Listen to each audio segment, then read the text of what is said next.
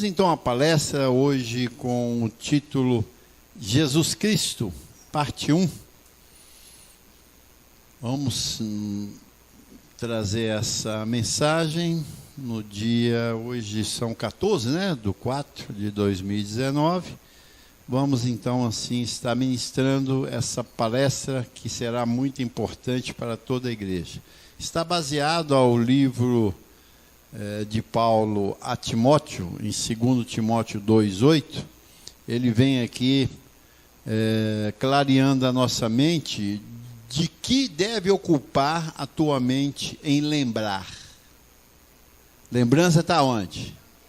Na mente. Ele vem dizendo, lembra-te de Jesus Cristo, falando a Timóteo, ressuscitado de entre os mortos, descendente de Davi, segundo o meu evangelho. Então aqui está a visão correta das pessoas conhecerem Jesus Cristo. Aqui está a visão correta, a instrução correta. Não tem como você conhecer Jesus Cristo a não ser segundo o meu evangelho, diz Paulo. Porque havia outro evangelho, não havia? Qual é o evangelho que tinha? O da circuncisão, de Pedro, João e Tiago. Está aí. Está aí. Aqui acaba todos os questionamentos e interrogações acabam aqui se a pessoa entender isso. Lembra-te de Jesus Cristo, segundo o meu evangelho, diz Paulo. E nós sabemos que Paulo recebeu esse evangelho aonde? No terceiro céu, no corpo ou fora do corpo, não sei, Deus o sabe. Ele ouviu palavras inefáveis e foi dada a ele. Quem foi Jesus Cristo? E isso nós precisamos de estar bem amadurecido na mente, abençoados, porque é o progresso da igreja para a transformação começa aqui. Você vê que aí fora eles falam muito de Jesus, não falam? O tempo todo, eles falam sobre Jesus, maravilhoso. Mas você está falando segundo qual instrução, segundo qual evangelho? Dos apóstolos. Eita, aí começou o problema. Começou um problema muito sério. Porque nós gentios não podemos conhecer Jesus segundo os 12 apóstolos, porque os 12 apóstolos foram separados para pregar para quem? Para os judeus, e Paulo foi o único apóstolo separado no ventre da sua mãe e determinado por Deus para anunciar o evangelho que ele recebeu no terceiro céu, exclusivamente para os gentios. Então, existe aí um impasse muito forte no meio da igreja, para compreender exatamente Jesus Cristo.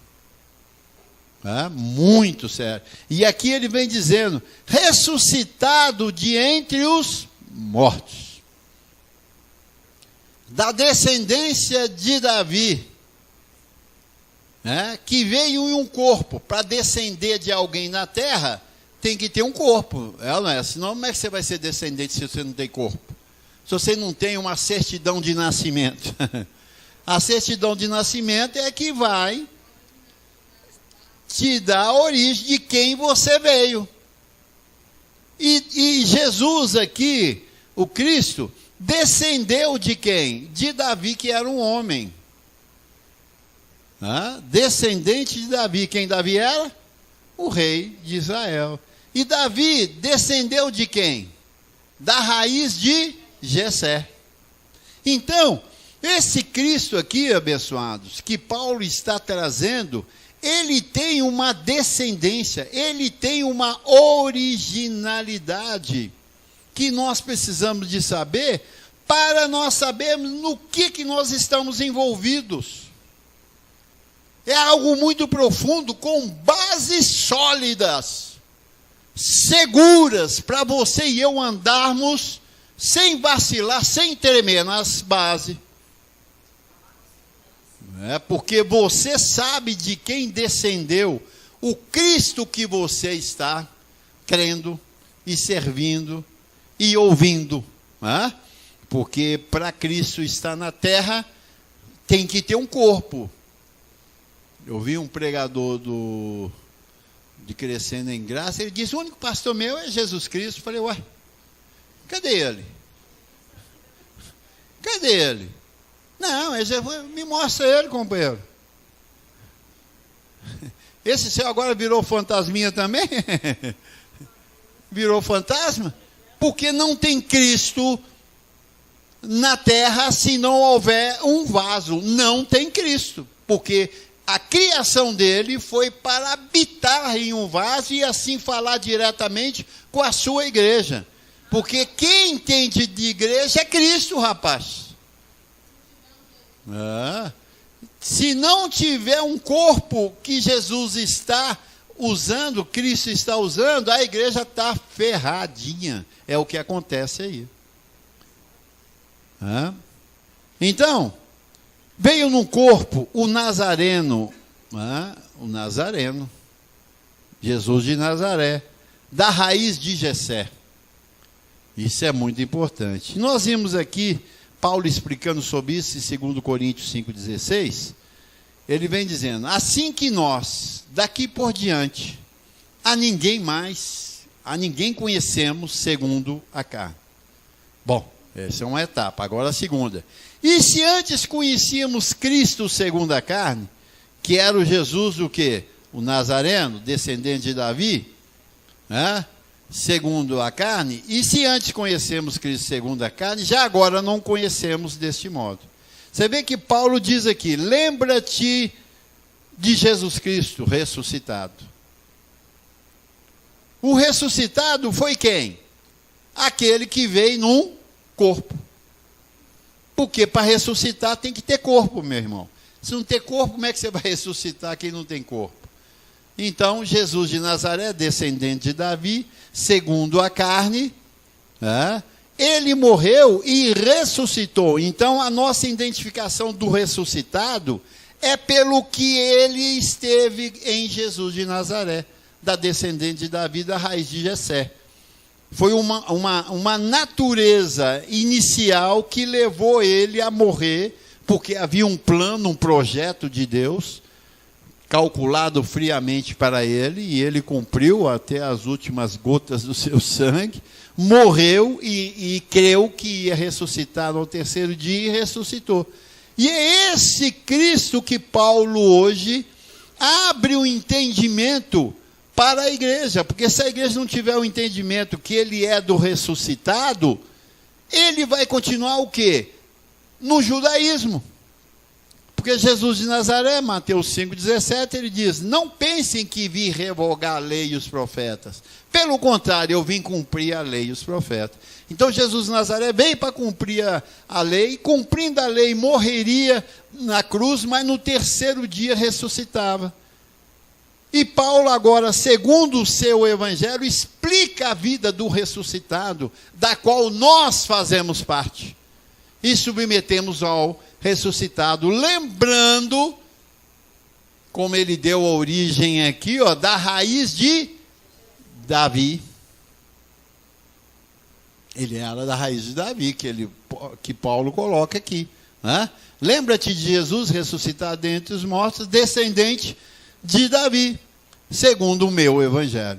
Então, se nós queremos conhecer o Cristo verdadeiramente, nós temos que ir nas 14 epístolas de Paulo, de Romanos ao Hebreus. Sem isso, não se acha o Cristo ali. E lá em Isaías 11:1, olha para você ver o que o profeta, esse nós sabemos que é o maior profeta da graça, é Isaías, Ele diz, do trono de Jessé sairá um rebento, quer dizer, um fruto, e das suas raízes um renovo. Repousará sobre ele o Espírito do Senhor, o Espírito de sabedoria e entendimento, o Espírito de conselho e de fortaleza, e o Espírito de conhecimento e de temor do Senhor. Deleitar-se-á no temor do Senhor, não julgará segundo a vista dos seus olhos, e nem repreenderá segundo o ouvir dos seus ouvidos. Então aqui nós vemos a natureza de Jesus de Nazaré, o Cristo. Veja bem, ele tem que ter uma linhagem, que foi a linhagem de Jessé. E ele diz que repousará sobre ele o Espírito do Senhor. Então, as etapas de Cristo na terra, sobre um corpo, um véu, repousará sobre ele o quê? O Espírito do Senhor, o Espírito de sabedoria e de entendimento. O que vai identificar em quem o Cristo está, é fluindo esse Espírito. Onde as pessoas ouçam e sentem o quê? Paz. Não foi o que Jesus disse? Ele dizia: aprendei de mim, que sou manso e humilde de coração. Essa era a característica de um véu, a qual Cristo está, manso e humilde, de coração, quer dizer, de mente. E achareis o quê? Descanso para a vossa alma. Então a pregação da pessoa a quem tem Cristo, quando ele prega, a pessoa sente o quê? Descansada, quer dizer, segura de tudo na vida dela. Porque você está descansado, você tem que estar seguro do dia da manhã. Não é verdade? Porque o dia de hoje você já está nele. Você tem que estar seguro, porque ele vai findar até meia-noite. Você tem que estar seguro aí, descansado até... E amanhã? E depois da manhã? E daqui 1 ano, 2 anos, 3 anos, 4 anos, 10 anos? O que vai acontecer? Quando você aprende do vaso, do véu que está ministrando, que é manso e humilde de coração, o Espírito de sabedoria e de entendimento e de fortaleza que está sobre ele, vai te impactar para você ficar o quê? Seguro, tranquilo, na terra. Que está um emaranhado danado essa terra aí, né? Está um sufoco de cada dia, só notícias assim, desastrosas, que está levando as pessoas ao desespero total. O crente, então, ele está no joelho e boca no pó de dia e de noite, meu amigo. De madrugada ele está gritando, desesperado: Senhor, livra-nos!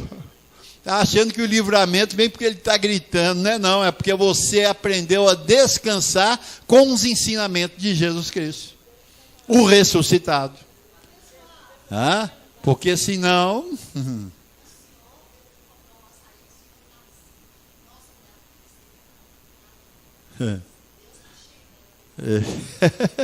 já está na terra, meu filho. Então, nele você vai ver repousado o Espírito do Senhor, o Espírito de sabedoria e de entendimento, o Espírito do conselho e de fortaleza, o Espírito do conhecimento e do temor do Senhor. Então esse é o que do tronco do Jessé vai brotar essa raiz, vai brotar esse. Então, as manifestações do Cristo é baseado nessa profecia de Isaías aqui, ó. Aí veio quem? Jesus de Nazaré. Que Paulo, ao assumir o Cristo na sua vida, também fala desse Cristo na vida dele. Ele diz: já não sou eu mais quem vivo. Olha, eu estou sentindo que já não é eu mais que eu vivo. Aquele Paulo, maluco lá, criminoso, legalista, foi embora. Agora tem outra lei que está reinando na minha mente, e eu estou pensando igual o Cristo que teve em Jesus de Nazaré. O Espírito de sabedoria e de poder está sobre mim. E as pessoas me ouvem e sentem bem. O Espírito de fortaleza está em mim. Eu não temo a nada. Então, esse Cristo continuou, mesmo deixando o corpo de Jesus de Nazaré morto e ressuscitado. Ele continuou. Ele não parou. E é o que acontece. Então, só o apóstolo é determinado por Deus para trazer a revelação de Cristo. Só. Mais ninguém. Só ele. Lá em 1 Coríntios 1, 24, o que diz aqui? O que nós vimos em Isaías. Mas para os que foram chamados, tanto judeus como gregos, pregamos a Cristo, poder de Deus e sabedoria de Deus. Então ele prega a Cristo.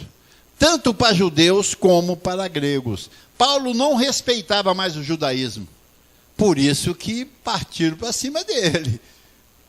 Ele não respeitava o judaísmo, porque o judaísmo, ele diz que o fim da lei é Cristo, acabou com o judaísmo, então ele não respeitava mais. O negócio dele agora era a pregação de Jesus Cristo, segundo o meu evangelho. Então Paulo tinha um evangelho exclusivo para poder esclarecer isso. Nele começa tudo sobre a igreja. Em Cristo começa tudo sobre a igreja, que somos nós, não é isso? É o início de tudo que estamos vivendo. Isso baseado lá no livro de Apocalipse 21:6. Olha o que diz aqui o Espírito. Disse-me ainda, tudo está feito. Eu sou o Alfa e o Ômega, o princípio e o fim. Eu, a quem tem sede, darei de graça a fonte de água da vida. O que recebemos de graça nós damos.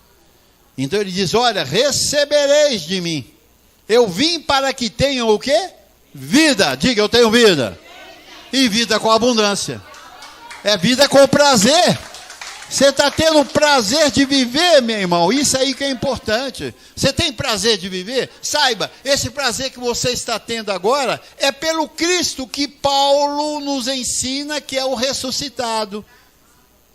Que não é o Nazareno segundo a carne, que não põe você de joelho.